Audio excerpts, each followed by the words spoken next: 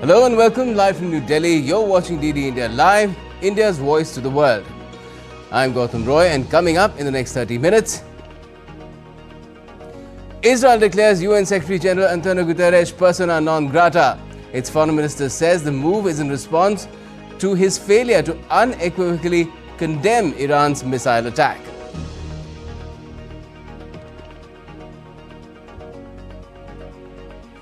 India says it is deeply concerned as tensions rise in West Asia, issues advisory to its nationals to avoid unnecessary travel to Israel and Iran.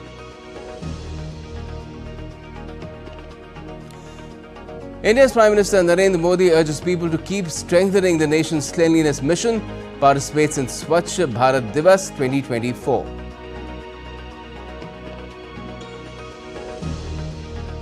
And Taiwan braces for Typhoon Khanun's landfall, over 200 killed in Nepal's floods. In India's Bihar, too, nearly 1.2 million people affected.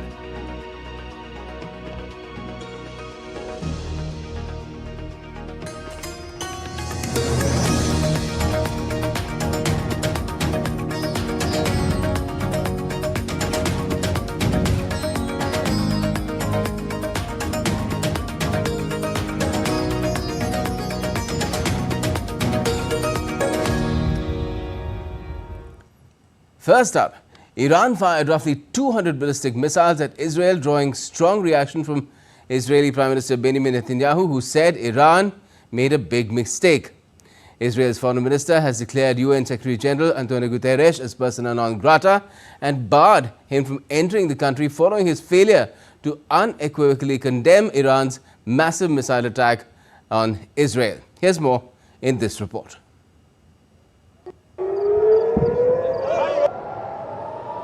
Rockets lit up the skies over Jerusalem on Tuesday after Iran fired a salvo of nearly 200 ballistic missiles at Israel. This comes days after Israel killed Hezbollah leader Hassan Nasrallah in Beirut last week.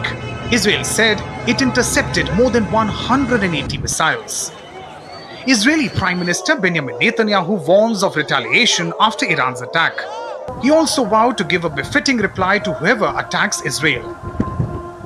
Iran made a big mistake tonight, and it will pay for it.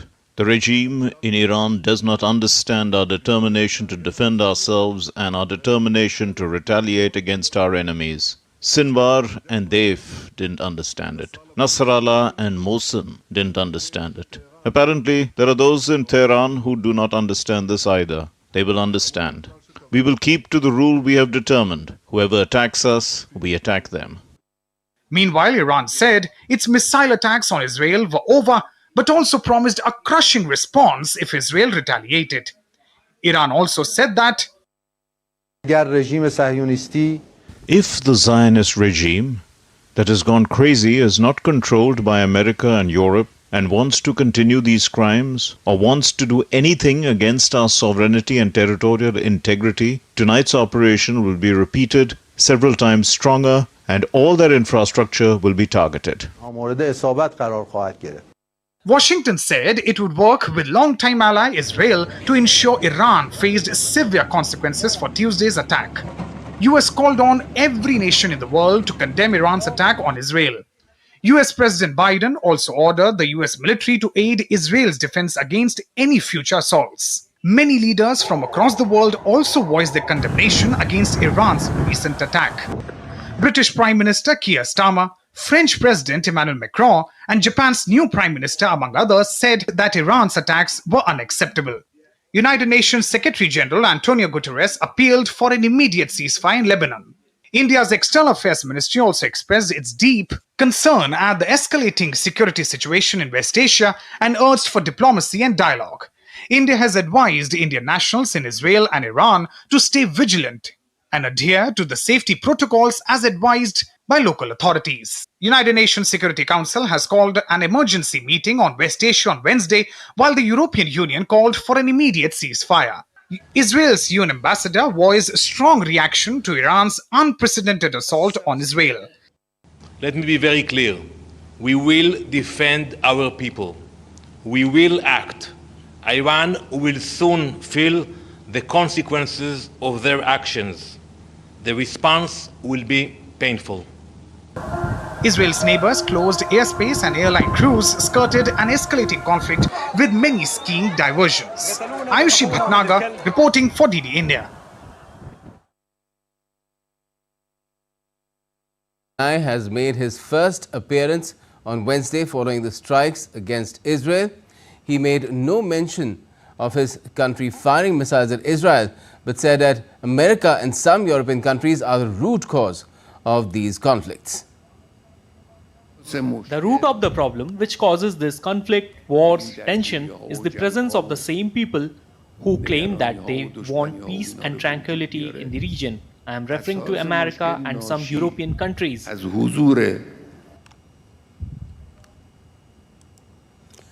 Now, updates from the Russia-Ukraine battlefield. For Ukraine, the situation at the front line is tense and grim.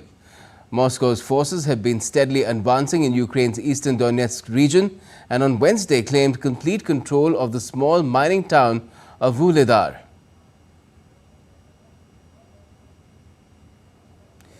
Ukraine is now focused on boosting its military production.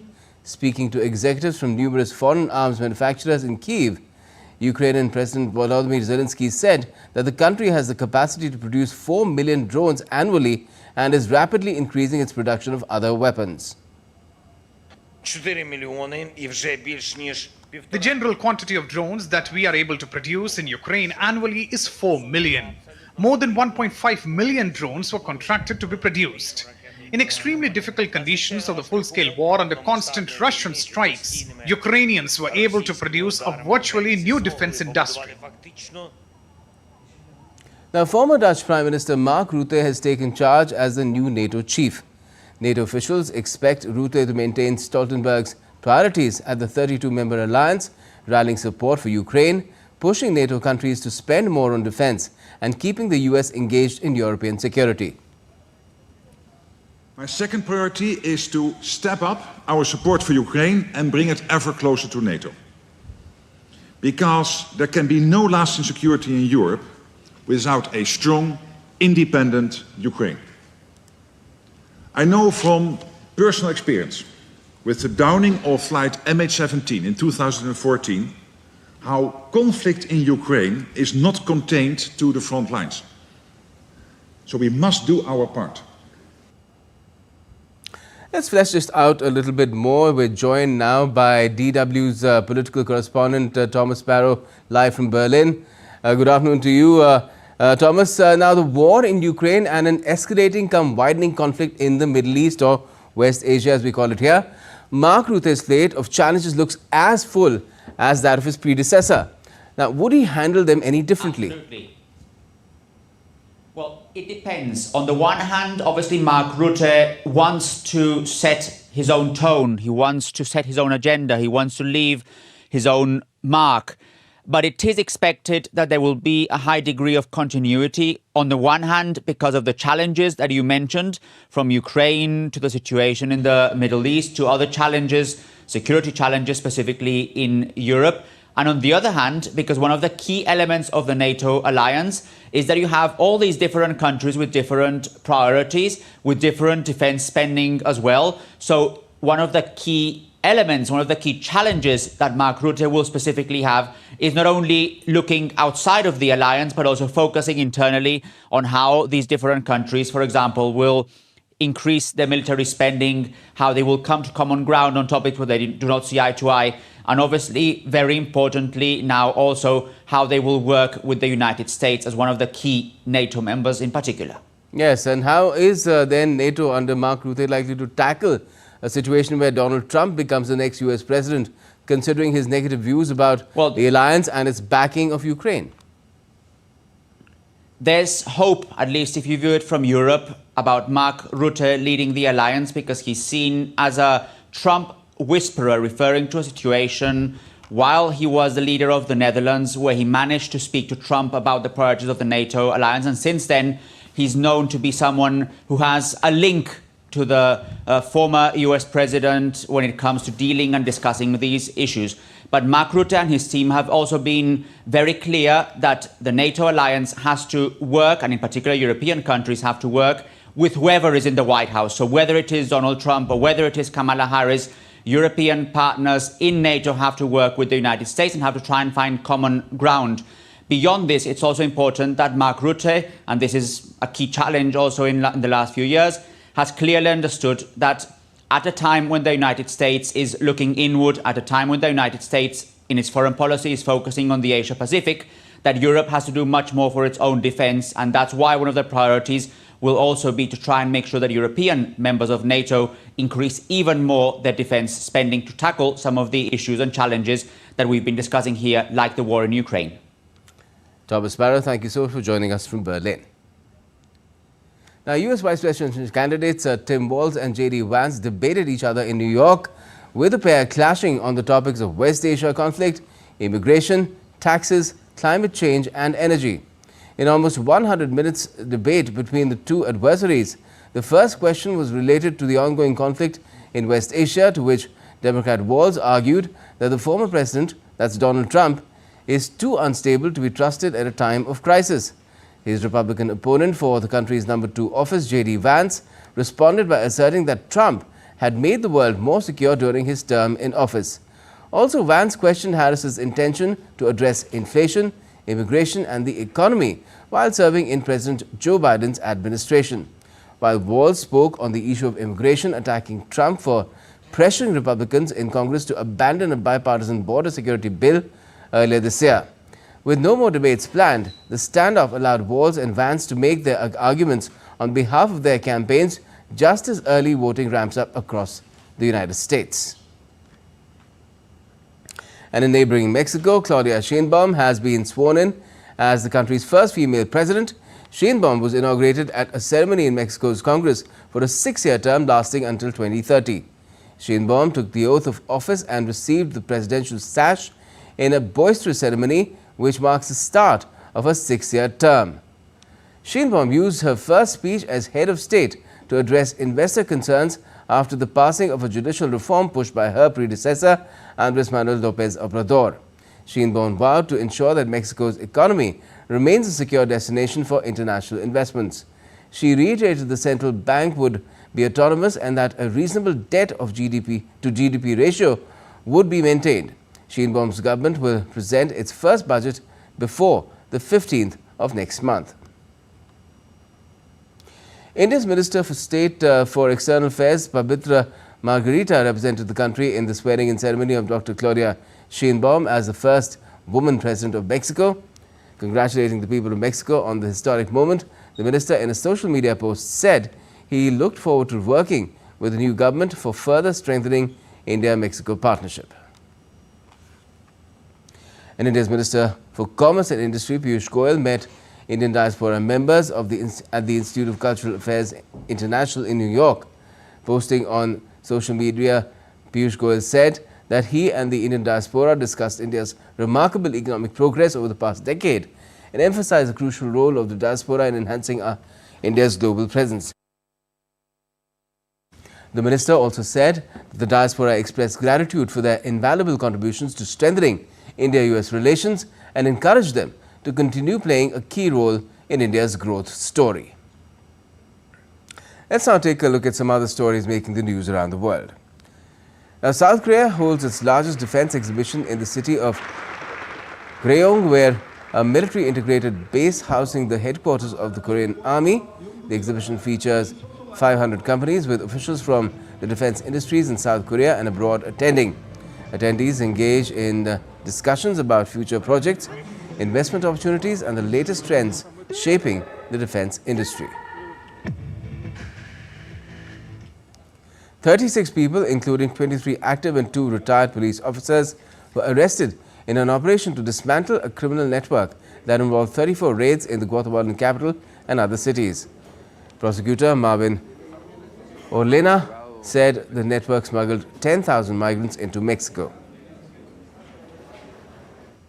And still to come on DD India Live, World Health Organization Chief Dr. Adhanom Ghebreyesus commends the Modi government's efforts to move towards sustainable development goals through its cleanliness mission.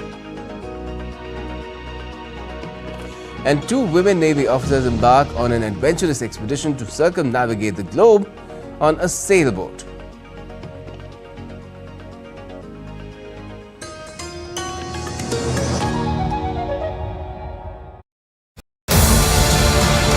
This week on Defense Dynamics, we will be talking about the most deadly conventional bomb ever made. The bombs that Israel used to eliminate Hezbollah leadership in Lebanon. They are the JDAMs and are quite popularly known as the bunker buster bomb. We will take you into the future of Indian Air Force as it celebrates its 92nd anniversary on this 8th of October. We will also talk about India's VAP 8x8 armored personnel carrier for Morocco Army and much more. Watch all this on Defense Dynamics this Wednesday at 8:30 PM IST only on DD India.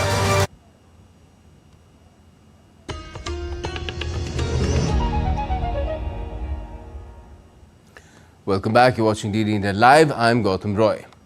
Now, Prime Minister Narendra Modi on Wednesday participated in the Swachhta Abhiyan or cleanliness drive with school students of Navyug School, Pandara Park in New Delhi on the occasion of Gandhi Jayanti. The PM urged citizens to take part in cleanliness-related activities, thereby strengthening the Swachh Bharat mission. The Swachh Bharat mission is a nationwide campaign in India to promote hygiene and cleanliness and eliminate open defecation. The campaign was launched by the Prime Minister on the 2nd of October back in 2014. During the cleanliness drive, Prime Minister Modi also interacted with the students.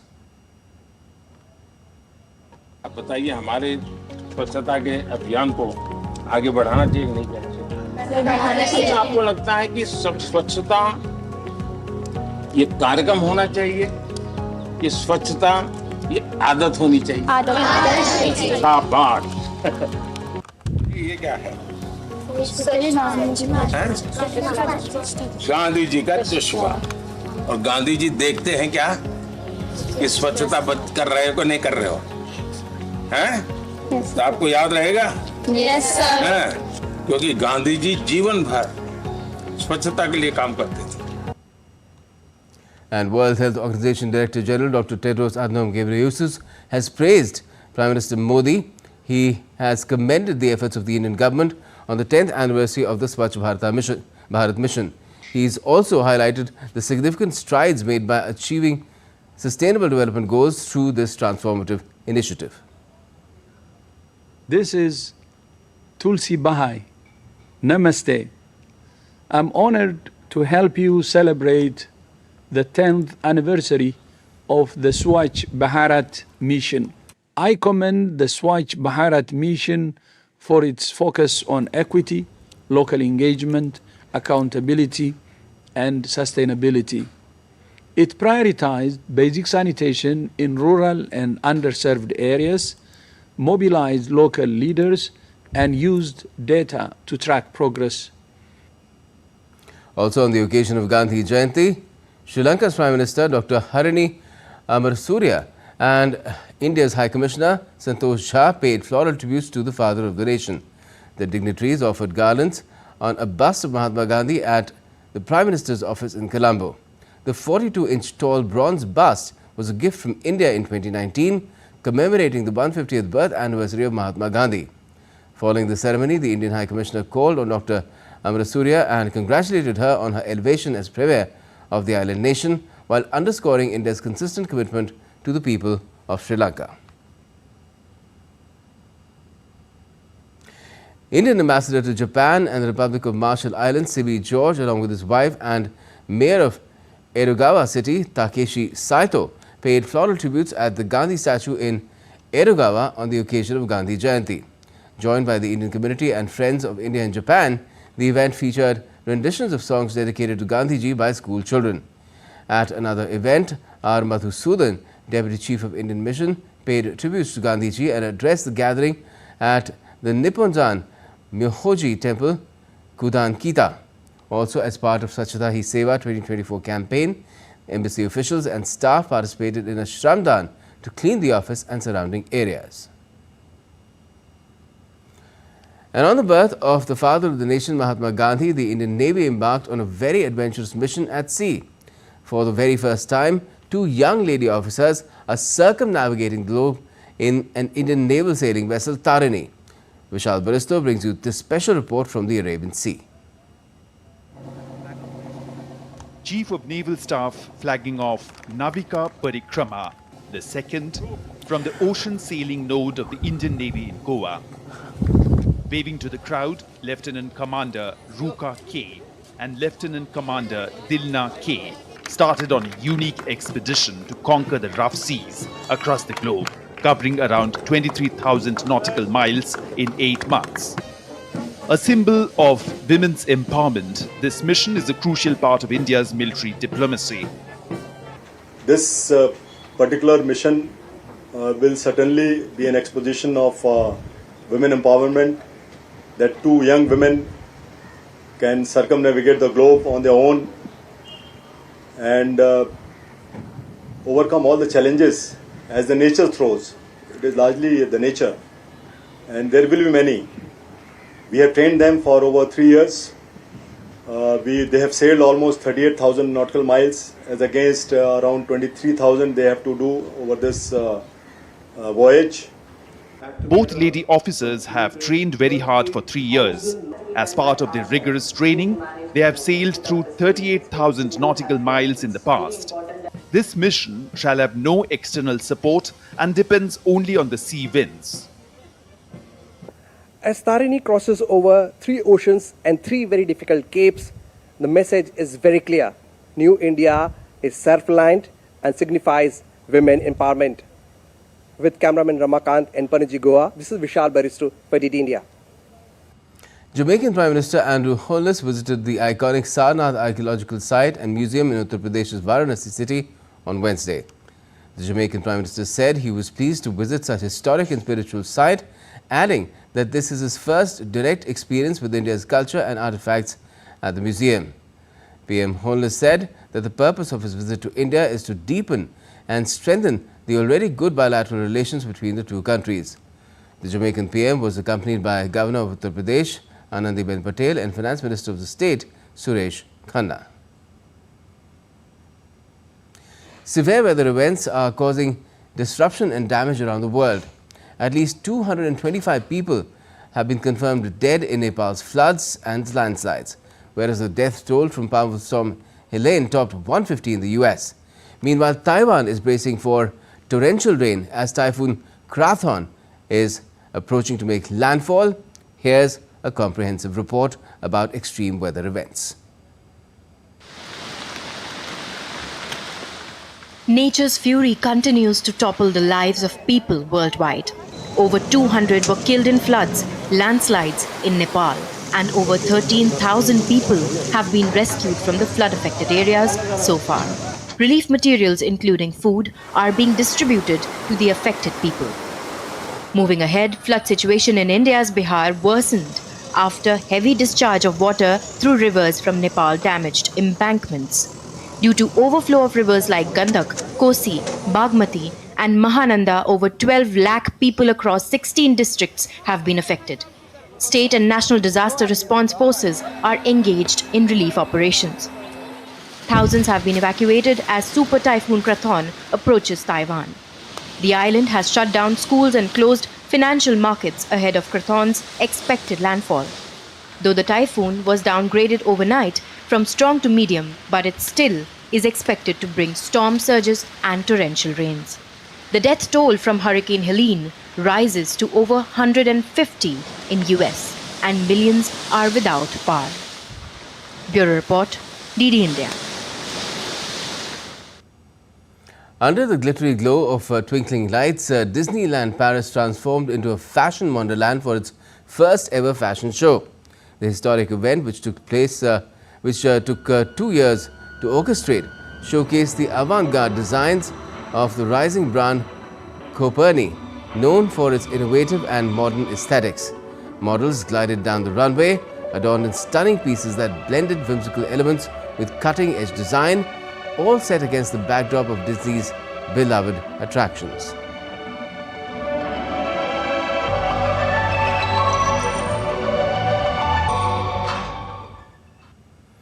That's all for this edition of DD India Live, but let us know your thoughts on the news of the day.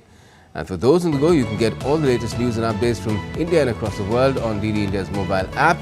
It's available on both Android and iOS. You can scan the QR code on the screen and download the app now.